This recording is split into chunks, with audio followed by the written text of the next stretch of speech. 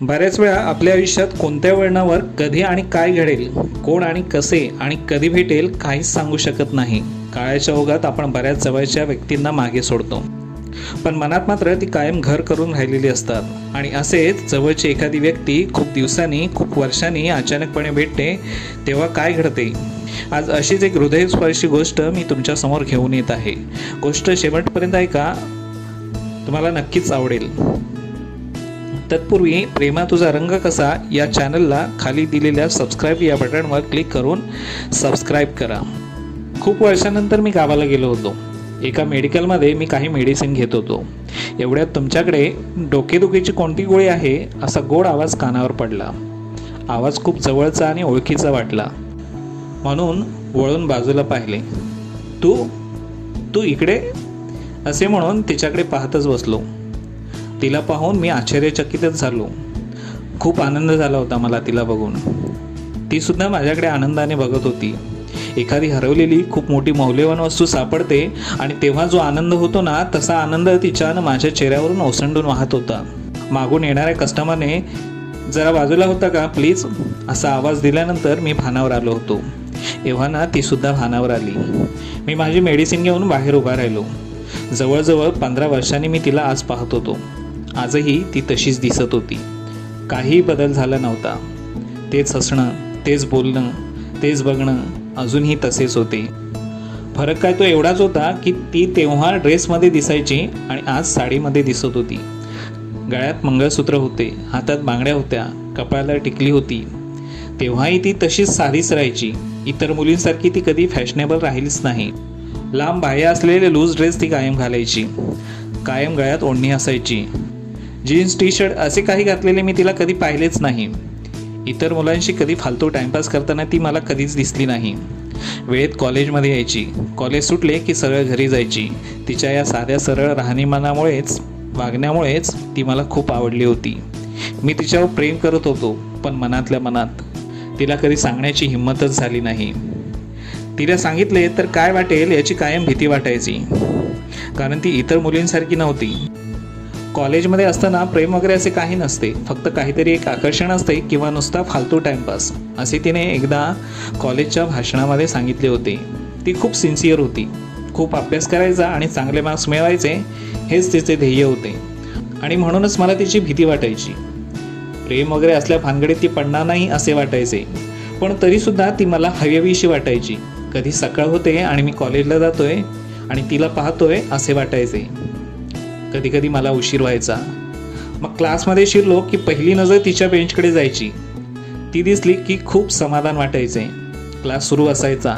बऱ्याच वेळा सर काय शिकवतात याच्याकडे लक्षच नसायचे. मी हळूच तिरकी नजर करून तिच्याकडे पाहायचो. ती लेक्चर ऐकण्यात दंग असायची. असे वाटायचे एकदा तरी तिने माझ्याकडे पाहावे, पण कसले काय. मॅडमचे एकच ध्येय, अभ्यास आणि फक्त अभ्यास. ती जास्त कोणाशी बोलायचीच नाही, मुलांशी तर खूपच कमी. त्यामुळे तिच्याशी कसे बोलावे हा कायम प्रश्न पडायचा. काही वेळेस थोडेफार बोलणे व्हायचे, पण ते सुद्धा अभ्यासावरूनच. पण जेव्हा कधी ती माझ्याशी बोलायची तेव्हा मी खूप खुश होऊन जायचो. तिच्या चेहऱ्यावर मात्र नॉर्मल एक्सप्रेशन असायचे. ती जवळून जरी गेली तरी छातीत धडधड व्हायचे. तिने कधी चुकून जरी माझ्याकडे पाहिले की मन आनंदाने फुलून जायचे. एकदा क्लासमध्ये मी एक जोक मारला होता. त्यावर अख्ख्या क्लासमध्ये एकच हशा पिकला होता. माझी नजर फक्त तिच्याकडे होती. ती खळखळून हसत होती. हसण्याच्या एवढ्या आवाजामध्ये मला फक्त तिचाच आवाज ऐकू येत होता. एवढे असताना मी तिला पहिल्यांदा पाहिले होते. असताना ती किती सुंदर दिसत होती. मी एकटक तिच्याकडे पाहत होतो. ती सुद्धा माझ्याकडे पाहत होती. असे वाटत होते की हा क्षण इथेच फ्रीज करून ठेवावा. जेव्हा जेव्हा मी तिच्याकडे पाहायचो तेव्हा तिची नजर दुसरीकडेच असायची, आणि तिने पाहिलेच तर मग घाबरून मी नजर फिरवायचो. आज बिनधास्तपणे मी तिच्याकडे पाहत होतो आणि ती माझ्याकडे. माझ्यासाठी तो क्षण अविस्मरणीय होता. कायम कपाळावर आठ्या असणारी ती मुलगी आज माझ्यामुळे इतकी खळखळून हसली होती. असाच अजून एक क्षण. लायब्ररीमधून मी बाहेर पडत होतो आणि ती अचानक समोरून आली. तिचा हलकासा धक्का मला लागला. ती सॉरी म्हणाली आणि मी सुद्धा सॉरी म्हणालो आणि निघालो. चालता चालता मागे पाहिले. एवढ्यात तिने सुद्धा माझ्याकडे वळून पाहिले. तिचा तो हलकासा स्पर्श आणि तिचे ते मागून वळून पाहणे माझ्या हृदयात अलगद प्रेमाची स्पंदने लहरून गेली. तिच्या त्या नजरेने मी पुरताच घायल झालो होतो. आज एवढा आनंद झाला होता काय सांगू. असे वाटले नाचावे, गावे, उड्या माराव्यात. अजूनही तो स्पर्श तसाच आहे असे वाटत होते. त्यानंतर कित्येक वर्ष झाली तिचा तो स्पर्श आणि तिची ती नजर मी कधीच विसरू शकलो नाही. क्षणभर वाटले तिने मागे वळून पाहिले. याचा अर्थ स्पर्श झाल्यावर तिला काही वाटले असेल का? तिच्याही मनात प्रेमाचे तरंग उमटले असतील का? शेवटपर्यंत माझे प्रश्नच राहिले.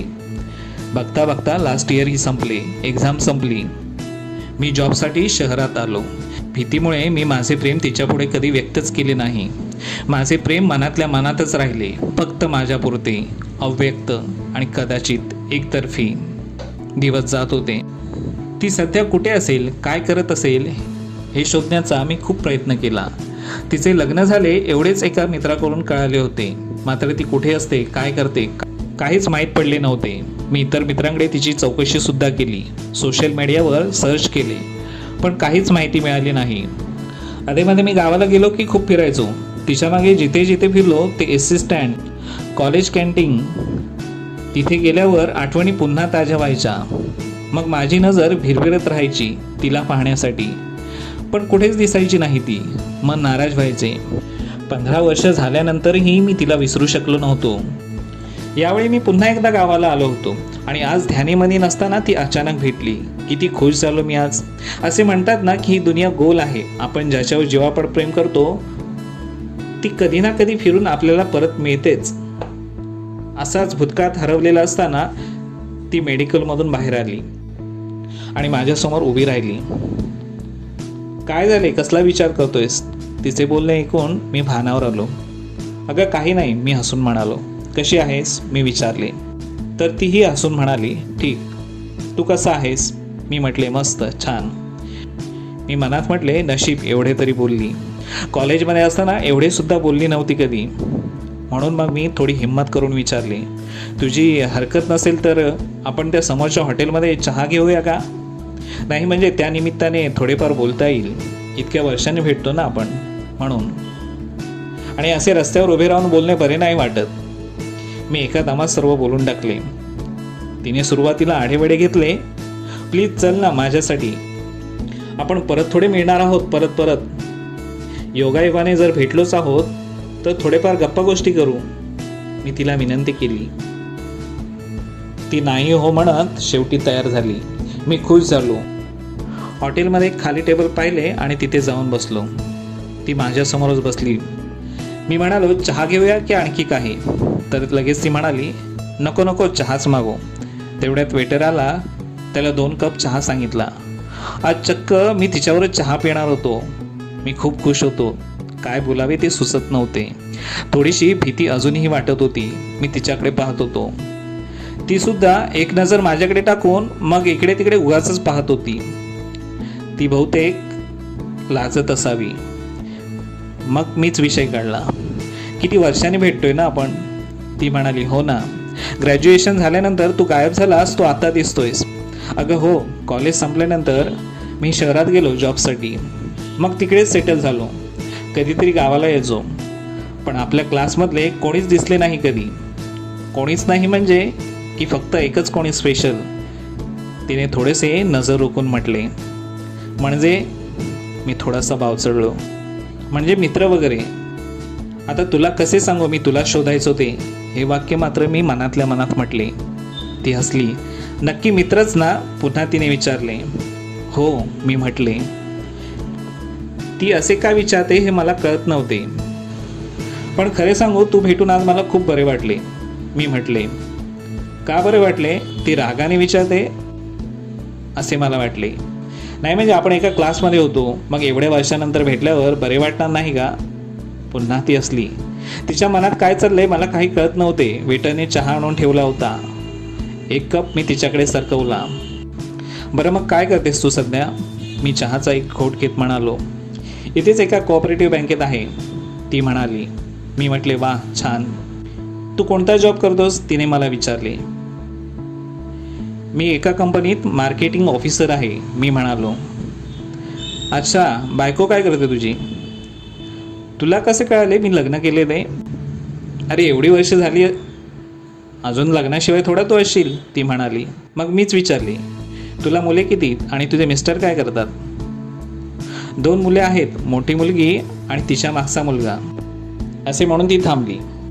मी काय विचारले तू पूर्ण सांगितले नाहीस, मी म्हणालो. काय? तिने उलट प्रश्न विचारला. मी म्हणालो, तुझे मिस्टर काय करतात? ती थोडीशी रागावली. तुला काय करायचं त्यांच्याबद्दल? मी मनात म्हणले, काय झाले हिला रागवायला, साधा सरळ प्रश्न तर विचारला. अगं पण सांगायला काय एवढा प्रॉब्लेम आहे? तुला तेच विचारायचे असेल तर मी निघते, असे म्हणून ती उठायला लागली. मी लगेच तिचा हात पकडला. थांब ना, मी म्हणालो. मी पकडलेल्या हाताकडे पाहतच राहिली. मी घाबरून पटकन हात मागे घेतला. सॉरी, नाही विचारणार पुन्हा, आपण दुसरे बोलू, मी म्हणालो. एवढ्या वर्षानंतर भेटलेले माझे प्रेम मी सहजासहजी जाऊ देणार नव्हतो. तिने माझ्याकडे पाहिले. पुन्हा ती खाली बसली. तिच्या डोळ्यातून पाणी आले. तिने डोळे पुसले आणि म्हणाली, हीच हिंमत तेव्हा का नाही दाखवलीस? आज जेवढ्या बिंदासपणे बोलतोस, जेवढ्या हक्काने हात पकडलास, असाच हात जर तेव्हा पकडला असतास आणि माझे तुझ्यावर प्रेम आहे हे बोलून दाखवले असतेस तर काय झाले असते? एक शब्द जरी बोलला असतास तर ही वेळ आज माझ्यावर आली नसती. ती रडत होती. मी अवाक होऊन तिच्याकडे पाहत होतो. रडू नकोस प्लीज, डोळे पुस आधी, मी म्हणालो. एवढा कसा रे तू साधा बोळा? तू इतके माझ्यावर प्रेम करत होतास आणि जराही कळू दिले नाहीस तू कधी मला. का असे वागलास तू? तिचे अश्रू काही थांबत नव्हते. हे बघ, तू रडू नको आधी, शांत हो प्लीज. तिचे ते रडणे बघून माझ्या हृदयात कालवाकाल होत होती. कसेबसे करून तिला रडायचे थांबवले. तेव्हा तू मला विचारले असतेस तर आज माझ्यावर ही वेळच आली नसती. नको त्या माणसाशी लग्न करायला लागले नसते. बर्बाद केले रे त्या माणसाने. खूप भोगते, खूप सहन करते मी लग्न झाल्यानंतर. असे वाटते लग्नच केले नसते तर किती बरे झाले असते. नसत्या भोगाव्या लागले असत्या एवढ्या यातना, एवढे दुःख, ती बोलत होती. तुला कसे कळले मी तुझ्यावर प्रेम करतोय ते? मी तिला हळूच विचारले. कळले, पण खूप उशिरा. तेव्हा वेळ निघून गेली होती. माझे लग्न झाल्यानंतर 3ऱ्या दिवशीच कळाले होते. तुझा तो जवळचा मित्र त्याने माझ्या मैत्रिणीला सांगितले आणि खरे तर त्याने खूप आधी तिला सांगितले होते, पण माझी मैत्रीणच मला लग्नानंतर भेटायला आली होती तेव्हा तिने सांगितले. खूप वाईट वाटले तेव्हा. ते असे इतर कोणाच्या तरी तोंडून ऐकण्यापेक्षा तुझ्या तोंडून ऐकले असते तर किती बरे वाटले असते. वेळ निघून गेली होती. लग्नाच्या आधी जरी 1 दिवस जरी कळले असते ना तरी मी तुझ्याकडे धावत आले असते. खरे तर त्या माणसाची माझ्या आईवडिलांनी जबरदस्तीने लग्न लावून दिले. मुलगा पैसेवाला आहे, गाडी बंगला आहे, जमीन जुमला आहे, मुलगी सुखाने ऐश आरामात राहील म्हणून आईवडिलांनी लग्न लावून दिले. पण त्याचा काय उपयोग? त्याला शिक्षणाचा जराही गंध नव्हता. आई बापाच्या इस्टेटीवर उड्या मारत होता. दारू पिणे आणि अय्याशी करणे एवढेच त्याचे काम होते. प्रेम म्हणजे काय त्याला माहीतच नव्हते. दारू पिऊन आला की मात्र शरीराची भूक भागवण्यासाठी जवळ यायचा. इच्छा नसतानाही जनावरासारखे उरबाडून घ्यायचा. त्याच्या तोंडाला येणाऱ्या दारूच्या वासाने केस यायची. नकोसे वाटायचे तरीही जबरदस्तीने घ्यायचा. नकार दिला की मार मार मारायचा. मग त्याची सवयच झाली. मुळद्यासारखी त्याच्याखाली पडून राहायची. त्याची भूक भागली की मग दिवसभर त्याची मोलकरणीची कामे करत राहायची. या 2 कामासाठीच त्याने मला घरात आणली होती. मला असे आयुष्यच राहिले नव्हते. मला माझे करिअर घडवायचे होते. म्हटले बाहेर जॉबसाठी जाते तर त्यालाही त्याने नकार दिला होता. सर्व इच्छा त्याने मारून टाकल्या होत्या. एवढे सर्व सहन करत राहिले ते फक्त माझ्या 2 मुलांसाठी. पण जसे दिवस जात होते तसा त्याचा त्रास वाढतच होता. शिवीगाळ, मारझोड, दिवसभर राबणे रोजचेच झाले होते. शेवटी निर्णय घेतला आणि 2 मुलांना घेऊन बाहेर पडले. नशिबाने बँकेत नोकरी मिळाली आणि चिंता कमी झाली. एवढं सर्व सहन करत राहिलीस तू? कॉलेजमध्ये असताना किती मोठे स्वप्न पाहिली होतीस तू. किती मोठी ध्येय होते तुझी. तुला इतरांपेक्षा वेगळे असे काहीतरी करायचे होते आणि तसा प्रयत्नही करत होतीस. फक्त अभ्यासाकडे तुझे लक्ष असायचे. मला बोलताना थांबत ती म्हणाली, नको काढू आठवणी त्या. खूप त्रास होतो. काय ठरवले होते, काय केले, काय घडले आणि काय मिळाले, स्वप्नच राहिली. उलट आयुष्यच पणाला लागले. सगळे संपले. हरले रे मी आता. जगण्याची इच्छाच नाही. पण मुलांकडे बघून जगावे लागते. आता फक्त मुलांना घेऊन जगायचे. आपल्या वाट्याला दुःख आले ते मुलांच्या वाट्याला येऊ द्यायचे नाही, बस एवढेच ध्येय. ती गहीवरून बोलत होती. मला आता काय बोलावे सुचत नव्हते. आयुष्य असेच असते का रे? आपल्याला जे हवे असते ते कधीच का मिळत नाही? आता हेच बघ ना, मी तुला हवी होते पण ते शक्य झाले नाही.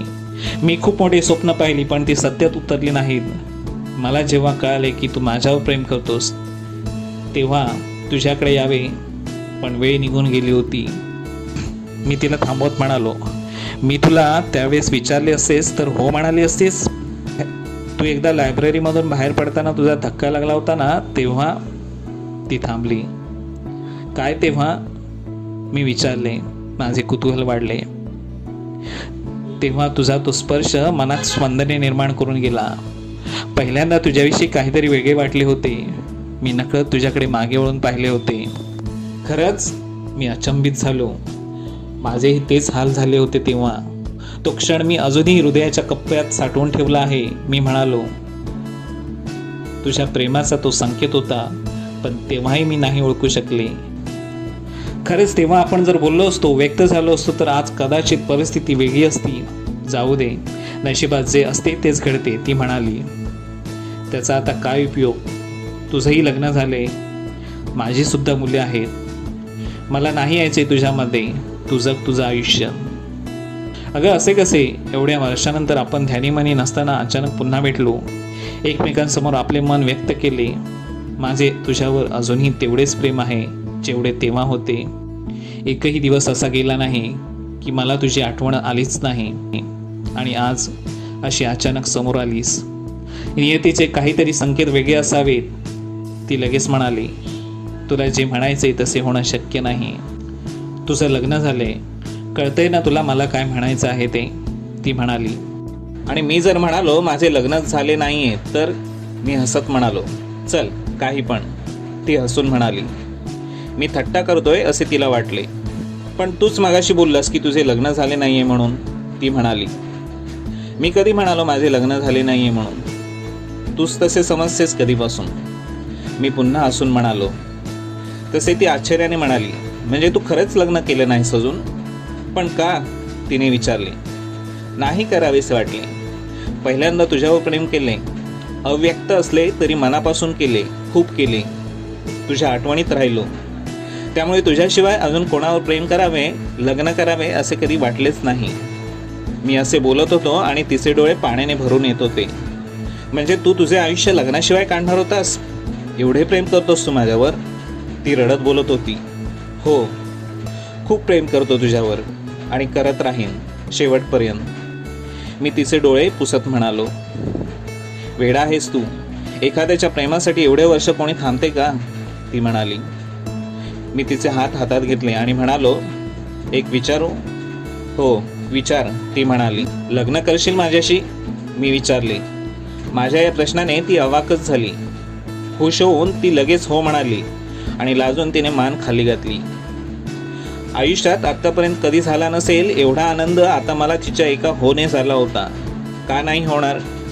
15 वर्षाच्या प्रतीक्षेनंतर मला माझे प्रेम मिळाले होते. धन्यवाद.